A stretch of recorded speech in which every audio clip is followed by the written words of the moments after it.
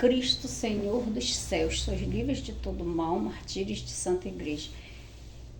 Quem morre então, peleja, merece paz eterna. E assim embarcaram na barca. Quem foi Fernão Lopes?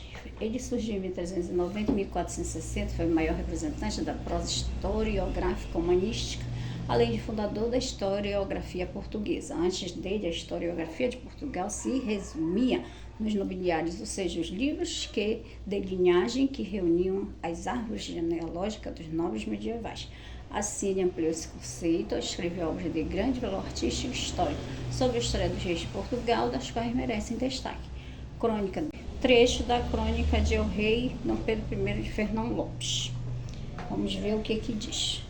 E, portanto, é o rei Dom Pedro, cujo reinado se segue usou da justiça, de que a Deus mais paz que coisa boa que o rei possa fazer, segundo os santos escrevem. E alguns desejam saber que virtude é essa.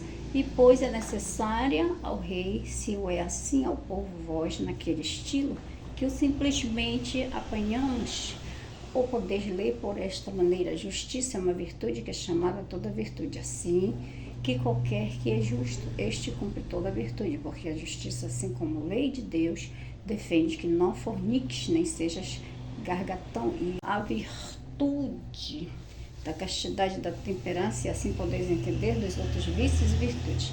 Esta virtude é muito necessária ao rei, e isto mesmo aos seus sujeitos, porque havendo no rei virtude de justiça, fará leis porque todos vivam diretamente em paz, seus sujeitos, sendo justos, cumprirão as leis que ele puser, cumprindo-as, não farão coisa injusta contra nenhum. E tal virtude, como está, pode cada um ganhar por obra e bom entendimento. E às vezes nasce alguns assim naturalmente, a ela dispostos, que com grande zelo executam, postos que alguns vícios sejam inclinados. Garcia de Rezende, 1470 a 1586, foi o maior representante da poesia palaciana, humanista. O escritor publicou em 1516 a obra Cancioneiro Geral, que reúne mais de 1000 poemas da literatura medieval de 300 autores diferentes. A poesia palaciana recebe o nome, pois era geralmente produzida nos palácios e tinha o intuito de entreter os nobres. Os temas mais explorados eram religiosos, amorosos e satíricos. No período literário anterior do trovadorismo, a poesia tinha uma relação forte com a música.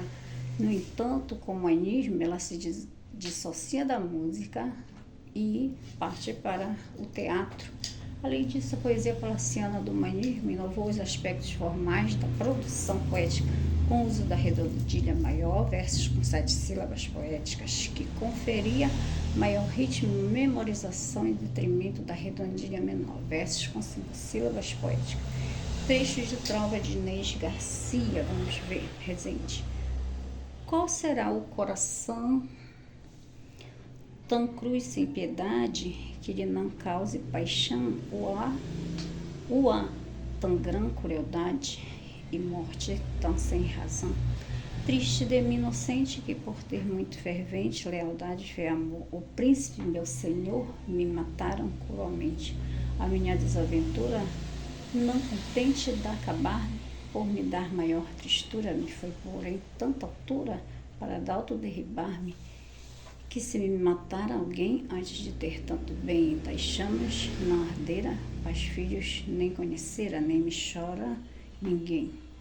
Os humanistas, autores e obras, os humanistas eram os estudiosos da cultura antiga, que se dedicavam, sobretudo, aos estudos de textos da antiguidade clássica greco-romana.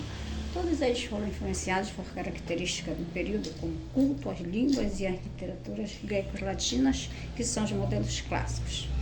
Dentre alguns representantes, temos Francesco Petrarca, 1304 a 1374, poeta italiano, fundador do humanismo e autor das obras Cancioneiro, Triunfo, Meu Livro Secreto, Itinerário para a Terra Santa. Dante Alighieri, 1205 a 1321, poeta e político italiano, autor das obras A Divina Comédia, Sobre a Língua Vulgar, Vida Nova.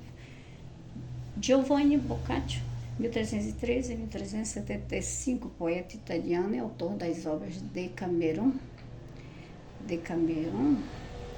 da loucura, Manual do Cavaleiro Cristão, coloca Thomas More, 1478 a 1535, escritor, filósofo inglês, autor de obras de utopia, tratado sobre a paixão de Cristo, sobre cada das almas. E Michel de Montaigne, filósofo e escritor francês, autor de uma única obra, reunida em 3 volumes, ensaios.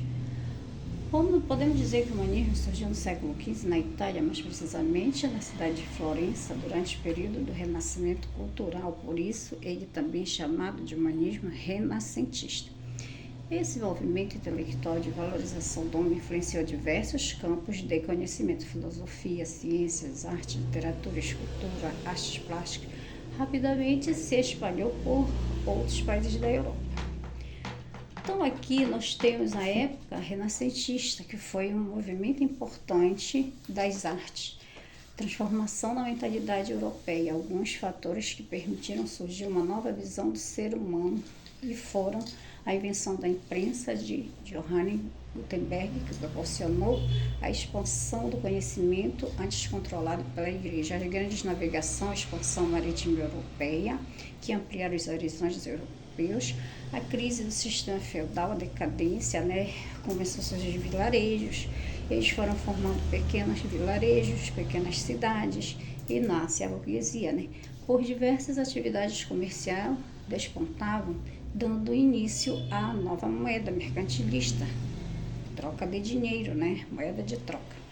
O surgimento da burguesia também, como eu falei, foi uma nova classe social que se consolidou em expansão do comércio e desenvolvimento das cidades medievais. O homem sai do campo, e vai para a cidade.